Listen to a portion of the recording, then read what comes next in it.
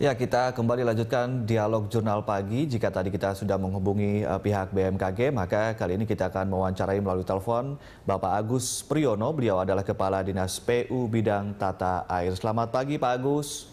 Selamat pagi, Mas. Ya, Pak Agus, kebanjiran atau gimana nih, Pak Agus? Ya, ini kena macet karena kebanjiran di beberapa tempat.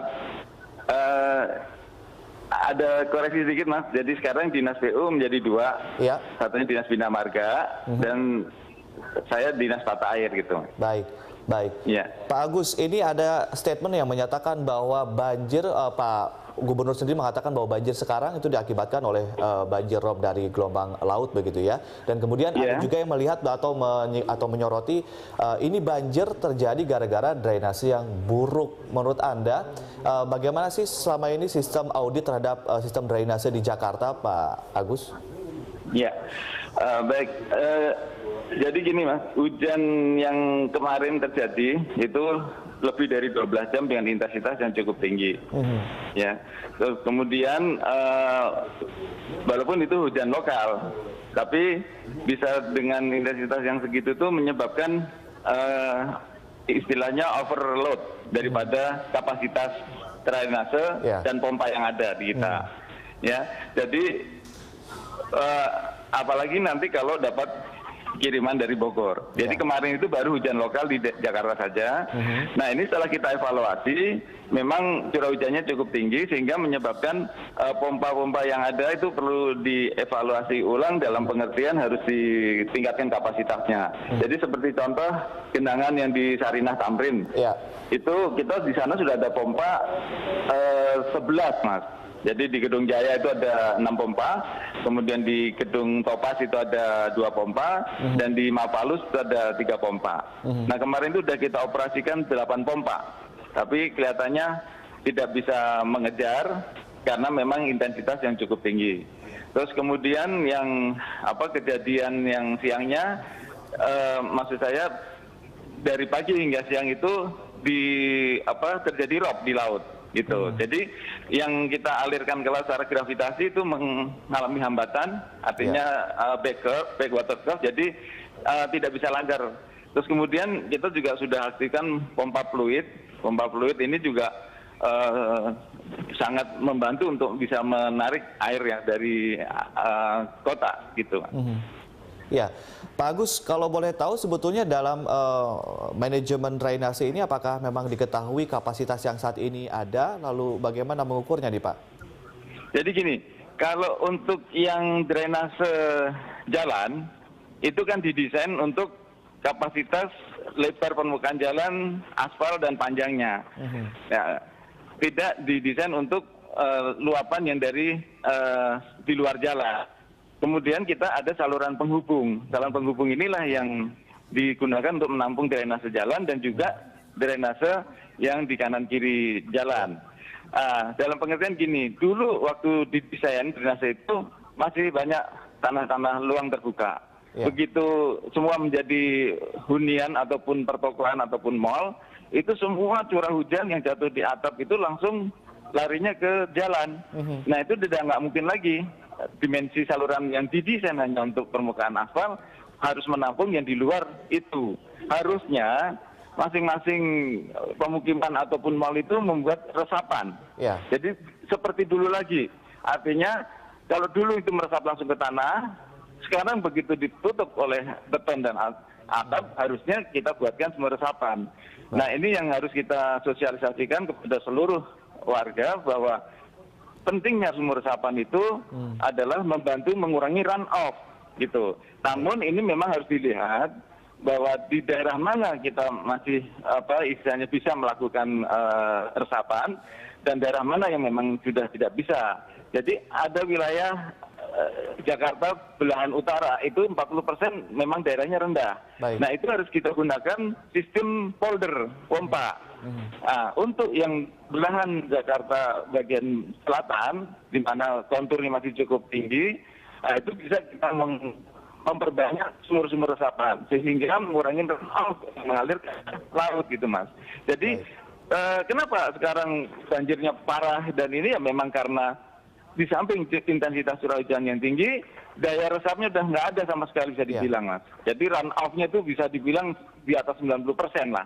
Nah ini yang harus kita galakkan, harus kita inikan, karena kita hanya dengan drainase horizontal memperbesar saluran tidak akan ngejar, Mas. Memperbesar saluran yang ada aja udah di banyak hunian pemukiman. Kita harus bebasin, harus ini segala macam berbenturan dengan masalah sosial.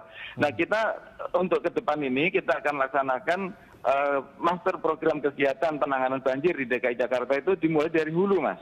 Dari hulu itu mulai dari pompa, terus kemudian kita membuat tanggul pantai, yaitu yang NCICD fase A. Kemudian kita membuat sitpile, normalisasi sungai. Jadi sungai itu kita sitpile beton, setelah kita sitpile beton kita keruk. Nah, dengan sitpile yang setinggi lebih dari permukaan air laut tertinggi saat rob, itu berarti kita harus membuat polder. Karena daerah Jakarta Belahan Utara itu rendah. Jadi kalau kita sitpile tinggi nggak dikasih pompa nanti kan air terjebak. Nah itu yang kedua, yang ketiga kita membuat polder-polder.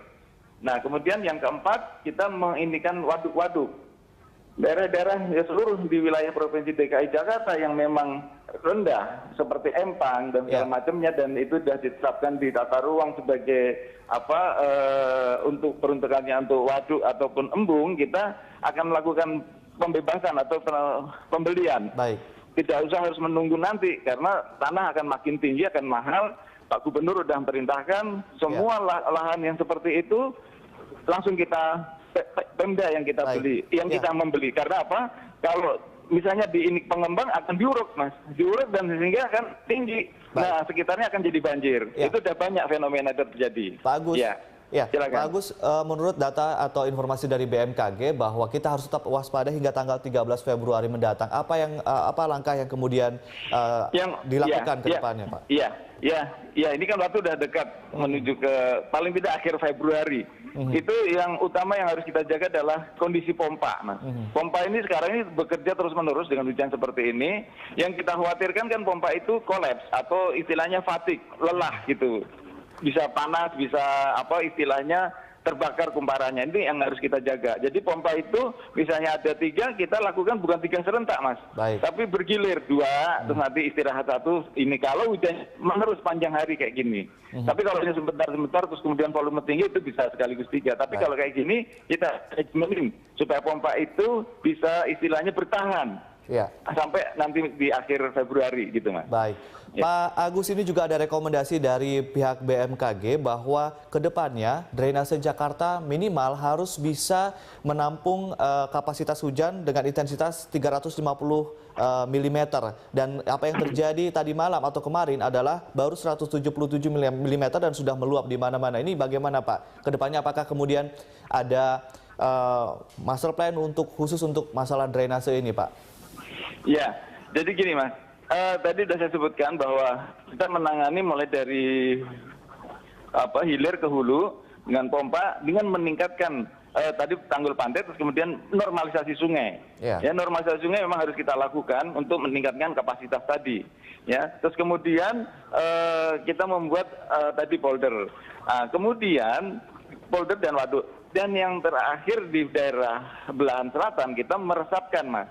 Jadi tadi kalau tidak diimbangi meresapkan ke tanah, maka dimensi saluran mau segede apa? Dengan hujan yang ini semuanya tumpah ke jalan, semua tumpah ke sungai, dan semua harus dialirkan ke laut. Tidak ada yang meresap. Nah itulah yang kita harus istilahkan sinergi dengan yang meresapkan tadi. Nah ini daerah selatan lah yang paling bagus. Nah kita mau coba mulai dari kawasan aliran Mampang, Sungai Mampang. Nah Mampang ini kan sering, Mas, yang lain nggak banjiran, di situ banjir sendiri. Nah ini mau kita coba di daerah situ. Baik, terima kasih Pak Agus Priyono. Dan kita kemudian masyarakat juga mungkin bisa bekerja sama dengan pihak terkait, terutama dari Pemprov DKI Jakarta untuk bersama-sama menanggulangi banjir atau memerangi banjir. Terima kasih Pak Agus Priyono dan pemirsa demikian. Waalaikumsalam Pak. Dan pemirsa demikian wawancara kami bersama Pak Agus Priyono, Kepala Dinas PU Bidang Tata Air. Jurnal Pagi akan kembali.